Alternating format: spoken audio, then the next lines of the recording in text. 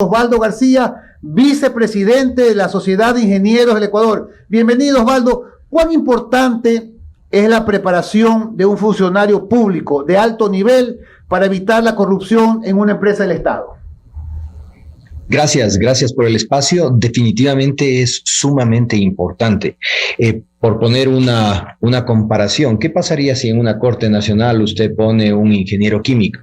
O sea, definitivamente no guardaría concordancia con la razón de ser de ese espacio. Pero cosas así están pasando, en cambio, en las áreas estratégicas, donde muchas de las empresas están siendo manejadas por profesionales que no tienen la formación. Y ahí viene la pregunta, ¿cómo llegaron si no tienen la formación y en teoría fueron calificados mediante matrices, puntos y demás, y de repente vemos que cumplen los puntajes cuando todos sabemos que no cumplen? Entonces es sumamente importante una formación apropiada. Ahora, ingeniero García, usted en la ocasión anterior que lo entrevistamos, aquí afirmó que la presidencia había invitado a los colegios profesionales para que dieran nombres para ciertas gerencias muy importantes en el gobierno. ¿Le han hecho caso? ¿Cuál debería ser el perfil de un gerente general de una empresa pública, por ejemplo? No entiendo, Roberto, que un abogado, así haya estudiado en Harvard, esté manejando la gerencia de Petroecuador, por ejemplo. Mira, yo creo que vale comentar el tema porque finalmente las empresas del Estado necesitan también gestión de tipo institucional y naturalmente continuidad en el tiempo. Mira lo que ha sucedido en Petroecuador durante el gobierno del presidente Lasso. Primero hubo un encargado de mayo a diciembre de 2021. Después vino Ítalo Cedeño, que estuvo de finales de diciembre hasta agosto de 2022.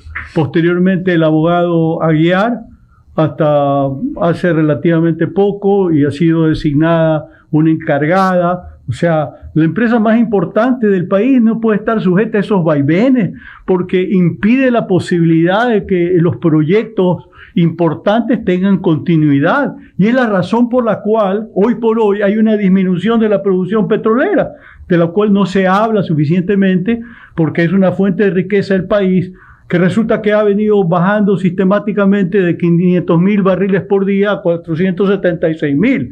Aparte que se acaba de interrumpir el flujo por el SOTE, por el OCP, por el poliducto, porque no se ha tomado ya la iniciativa necesaria para hacer la variante de la tubería en la zona donde hay la erosión regresiva del río Coca. Pero no hay ya un anteproyecto definitivo siquiera para hacer la variante por el otro lado, a fin de tratar de evitar justamente la parte de la orilla norte del río, que es básicamente ceniza volcánica consolidada, que con el agua sencillamente se corre. Entonces, hay todos estos proyectos que están contenidos porque no hay la decisión política que a su vez responde a la falta de continuidad en la gestión de las empresas estatales. Y lo que estoy comentando en Petroecuador ocurre también en las otras empresas, de manera tal de que eso significa, yo diría, pues un perjuicio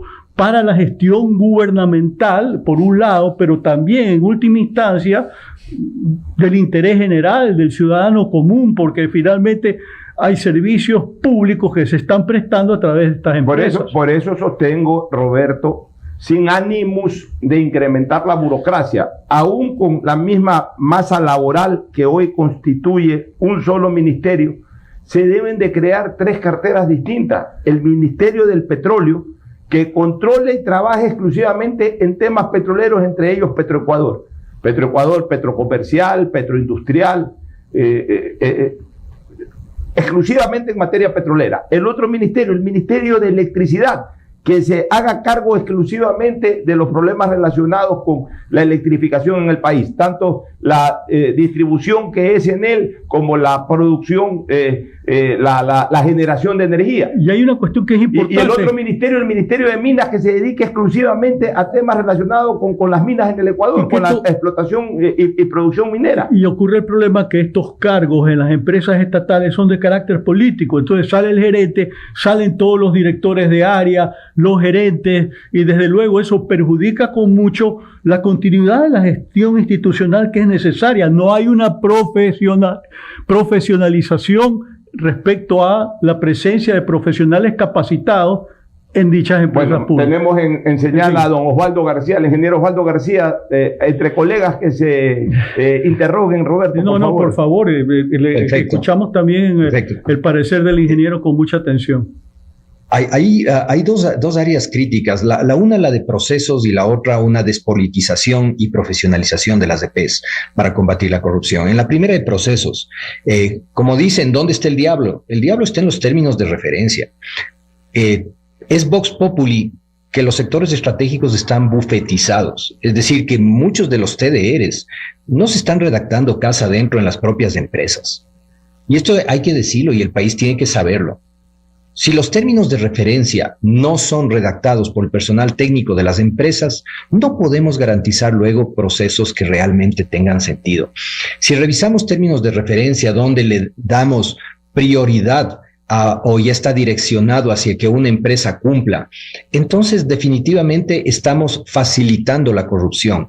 Si ponemos algunas distorsiones, como ponemos en un TDR que va a hacer una inversión de 500 millones, que la empresa solo tiene que tener el patrimonio y responder por 20 millones, sabemos que estamos dándole a una empresa que no tiene el tamaño apropiado para llevar un proyecto de una envergadura tal, le estamos facilitando a través de una modificatoria que es un artificio en el TDR para que cumpla. ¿Y para que cumpla quién? El que probablemente es el único que compra las bases. Cuando vemos concursos internacionales donde hay un oferente, es un término de referencia mal planteado. Porque discúlpeme, en el área petrolera, en el área minera, en el área energética, que solo venga una empresa interesada, definitivamente lo que nos marca es que hay algún problema. Y luego, si es que se presentan 20, pero todas son descalificadas excepto una, también nos deberíamos preguntar qué estuvo mal armado para que 20 empresas internacionales que quieren participar, solamente una cumpla. Las empresas internacionales no se lanzan a un proceso de estos si es que no saben que tienen los requisitos. Es muy extraño cuando suceden este tipo de cosas y ahí es donde se requiere realmente una auditoría muy cercana y aparte de la auditoría, una veeduría que acompañe. En este sentido, hemos solicitado al Consejo de Participación, quien ha activado ya una veeduría sobre 4 temas grandes de Petroecuador. Primer tema, gas asociado. Segundo, campo amistad. Tercero, la repotenciación de pozos.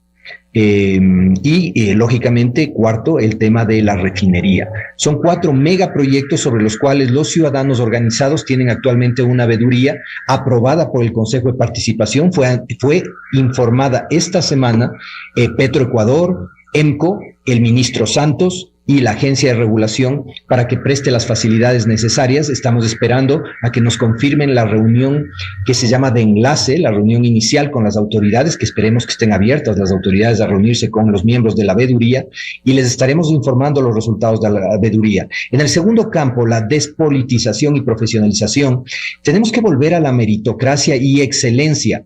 ¿De dónde salen los perfiles para los cargos gerenciales? No pueden salir de la nada, donde nadie se responsabiliza siquiera de dar esos nombres. Si sale de la parte gremial, nosotros hemos puesto un oficio al señor presidente diciéndole: señor presidente, usted en la cadena nacional del 22 de enero dijo que nos iban a pedir perfiles. Bien, los pusimos sobre la mesa. ¿Quién está calificando esos perfiles? ¿Cómo se está calificando? Es importante el quién y es importante el cómo. En el cómo existen instructivos, pero nos da duda los instructivos cuando hemos visto que hay gente que no tenía el perfil y fueron calificados con 800 puntos y demás, que nos haría pensar a que sí cumplían cuando sabemos todos que no cumplían. Entonces, el cómo se califica, muy importante, y el quién lo califica. ¿Por qué no volvemos a lo que el propio presidente planteó en el decreto 95, el que aglutinaba todo el pensamiento para el sector hidrocarburífero con la tendencia de este gobierno? Y él planteó una de ellas diciendo que quien calificará para este tipo de cargos es una empresa especializada externa. ¿Por qué no Price? ¿Por qué no Deloitte? Simplemente califica. Es decir, hay un proceso inicial de cuál es la cantera. La cantera son los gremios, es la propia EP, donde hay que generar un plan de carrera, puede ser la academia. Desde ahí salen. Luego, se hace una verificación de requisitos, revisión de conflictos de interés, Típicamente quien llega no puede tener un conflicto de interés, pero típicamente los tiene. La formación profesional tiene que estar acorde y tiene que tener experiencia real en el tema. No nos engañemos los ecuatorianos cuando decimos sí tiene experiencia en el tema. ¿Por qué? Porque fue parte del comité de compras durante 6 meses. O sea, discúlpeme, hay autoridades que no han pisado un campo petrolero y son autoridades en su vida. Y entonces encargamos a personas que jamás han puesto un pie y se han visitado solamente para una visita protocolaria de 24 horas un campo petrolero y encargamos los campos petroleros. Y cuestiones de ese estilo. Tenemos que volver a ser consistentes entre lo que estamos pidiendo y lo que queremos obtener para el país. Luego de la verificación de la experiencia real, integral en el tema, la puntuación y selección. Fundamental la evaluación, que debe ser esta calificación externa que había mencionado, y decimos que hay una evaluación rigurosa. Sin embargo, hemos visto que después de las evaluaciones rigurosas han habido graves denuncias que han hecho que tengan que salir corriendo quienes estaban ocupando el puesto ratificados de una evaluación rigurosa. Entonces significa que no están funcionando nuestras evaluaciones rigurosas, pero existen empresas que bien pueden ayudarnos a llevar una evaluación rigurosa con indicadores reales, porque no escogemos a la gente para que esté en un cargo y se queje del cargo. Si falta la contabilidad en una empresa pública, no debemos quejarnos de que falta la contabilidad en una empresa pública, sino implementar la contabilidad en esa empresa pública. Si decimos que está fallando algo en cualquier empresa, que no hay el capital suficiente y demás, tenemos que buscar de dónde va a salir entonces los mecanismos de financiamiento. Los gerentes, igual que en una empresa privada, tienen que dar salidas y soluciones para las cuales fueron contratados, no para la queja. Finalmente, toda persona que vaya al jerárquico superior, todo funcionario del jerárquico superior para los sectores de empresas públicas debería pasar por una prueba de integridad. Es decir, debería correrse un test de integridad antes para garantizar que lo que dice ser como esencia lo es. Ahí se puede sacar una radiografía y decir, esta persona es propensa al hurto, a la coima y demás. Las herramientas están. Es solamente inteligencia artificial, le cuesta, ¿qué? Cerca de $50, $60 una prueba, es decir, corre a 3 personas los finalistas o a 5, y por menos de $500 usted sabe qué tipo de persona está poniendo allí. Entonces, el justificativo de no conocía, es que no sabíamos, es que ha tenido este escondido. Ahora, hasta los escondidos se pueden encontrar con la tecnología apropiada que está disponible, ¿sí? Y es muy económico para que el país lo haga. El punto es, no ha habido la decisión. Un llamado al presidente, vuelva a hacer que se aplique el decreto 95, no digo en su integralidad, porque hubo muchos puestos de, digamos, incisos de discrepancia, pero sí el inciso de cómo calificar y poner los gerentes de las empresas públicas. Es necesario volver a hacer un proceso profesional que nos garantice la probidad de la gente que vaya allá. Hemos presentado a EMCO para Petroecuador, para ENAMI, para Flopec, perfiles, no hemos tenido respuesta. Y sí le decimos al presidente, presidente, le tomamos la palabra. Usted dijo que presentemos, lo presentamos. No hemos tenido respuesta y ha pasado un mes. Sí, presidente, si no le gustan los nombres, necesita más nombres, los tenemos. No quiere que sean nuestros nombres, se arrepintieron, quieren que sea distinto, que al menos corra una verificación. Los gremios nos conocemos y sabemos quién es quién dentro de un gremio, sabemos quién es realmente bueno y quién es lo bueno y lo malo de cada profesional. Si usted, presidente, quiere poner otro nombre, es su decisión, pero al menos llévese una retroalimentación desde los gremios de quién es quién para tratar de darle un mejor futuro al país. Yo sencillamente quisiera acotar de que estoy plenamente de acuerdo con el ingeniero García. Es importante que para los proyectos grandes, no solamente de Petroecuador, sino también de Selex, Enel, por citar casos, debe haber veedurías profesionales por los montos de los contratos, por los intereses que está en juego. Es lo que corresponde, por un lado. Por otro lado, hay un aspecto de análisis que me parece importante introducir también y que es complementario, en el sentido que el régimen de la empresa coordinadora de empresas estatales, o EMCO, se estableció originalmente por ley durante el correísmo con reformas mediante decretos ejecutivos, tanto durante el periodo de Lenín Moreno como de Guillermo Lasso. Pero el concepto de formar un holding de las empresas estatales era para supervisarlas desde el gobierno central y procurar que a cuenta de su respectiva autonomía no se cometan trafasías y, en fin, exista desde ese punto de vista un debido control. Pero en la práctica ese control no se viene ejerciendo. Entonces el holding de EMCO no ha servido prácticamente para nada, y desde ese punto de vista hay que también exigir resultados, porque ¿cuál es uno de los objetivos de la EMCO? Estar, por ejemplo, detrás de Petroecuador para que tenga contabilidad al día, para que el costeo referido a la pérdida de dinero acerca de la venta de residuos que tienen que mezclarlos con diésel, pero ni siquiera tienen los números de cuánto están perdiendo, porque desde hace 3 años no hay una contabilidad al día. Entonces, definitivamente eso está haciendo falta y hay que poner orden en casa. Y hay que dejar en claro que, en todo caso, esa conformación actual de EMCO, liderada por una persona nombrada por el presidente de la República, está establecido en la ley, no a través de un decreto ejecutivo, como hoy señala ese malhadado informe de la Asamblea Nacional, queriéndole endilgar responsabilidad al presidente como que él creó esta figura, cuando ya estaba creada por ley, ingeniero Osvaldo García. Estaba creada por ley. En efecto, EMCO es un espacio desde el cual se puede marcar la diferencia. Hemos dado un voto de confianza en este tiempo, en este mes, esperando a que EMCO nos muestre que se puede hacer la diferencia, que tome los nombres, que corra un proceso, como les digo, transparente, donde existan pruebas de integridad, un proceso donde exista evidencia de que una empresa externa tal vez puede calificar esas carpetas que se han presentado. Sin embargo, nos preocupa el tiempo.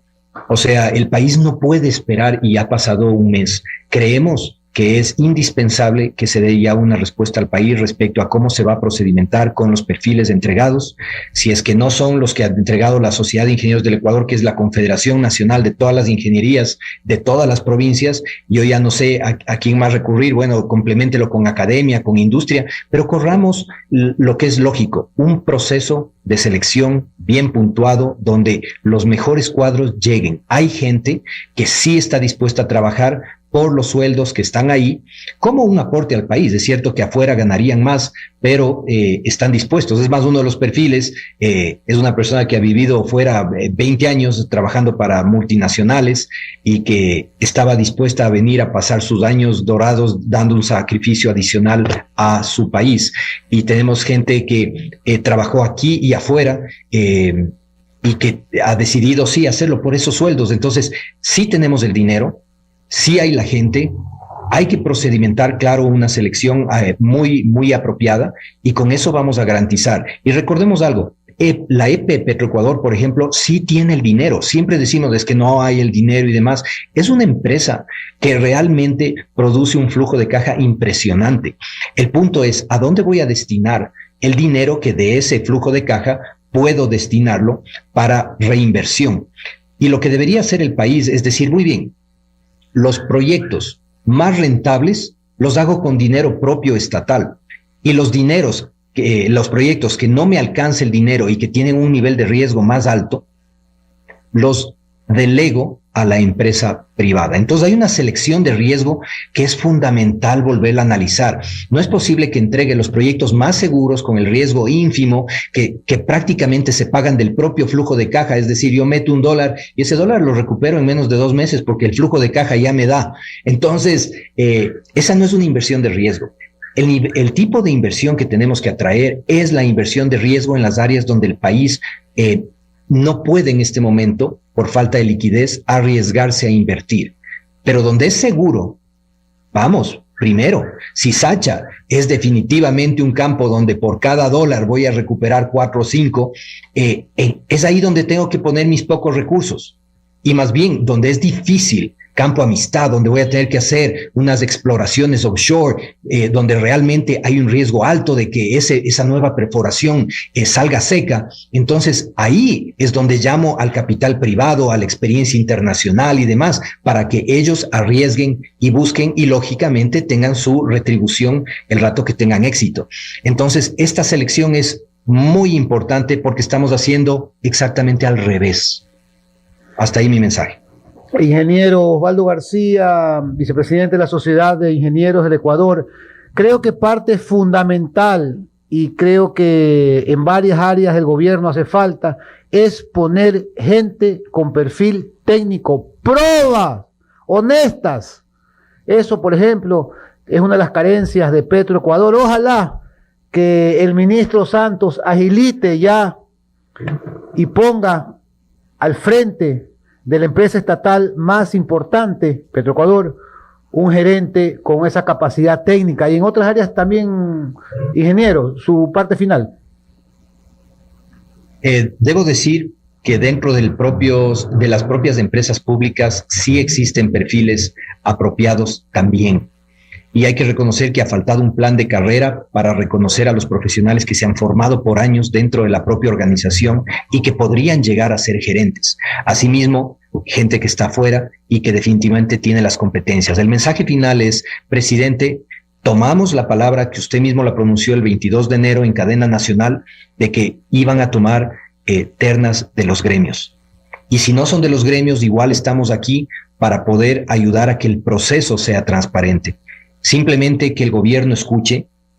Sentimos hasta cierto punto que no está escuchando. Hay un diálogo abierto con CONAIE, ahora roto con CONAIE, y el sector profesional que ha venido desde el año pasado indicando que necesitamos conversar porque las áreas estratégicas están paradas, no hemos tenido la debida escucha. Señor presidente, volvemos a solicitar públicamente que se reciba a los sectores profesionales del Ecuador para conversar sobre estos temas que son fundamentales. Gracias a la opinión, el análisis técnico del ingeniero Osvaldo García, vicepresidente de la Sociedad de Ingenieros del Ecuador. Buenos días. Gracias. Buenos días.